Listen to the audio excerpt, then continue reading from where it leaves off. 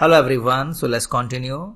Now I want that whenever I am going to execute this lambda function, the response of the function should be coming inside the return statement.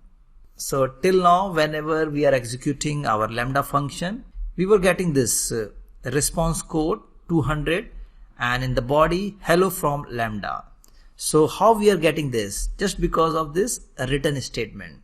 So in the return statement we have mentioned the status code 200 and in the body we have mentioned this one.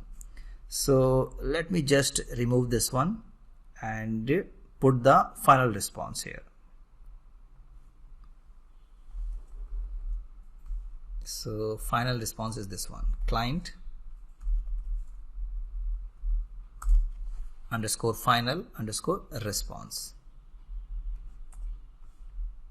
Let me click on deploy.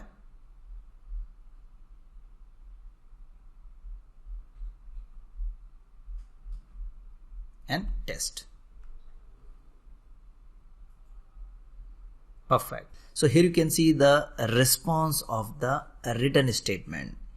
Status code, it is showing 200. It means my lambda function has been executed successfully. And in the body, we have mentioned or defined this variable, that is client underscore final underscore response. And the output of that variable we can see here. I am an AI chatbot and I do not have any emotions. How can I help you today?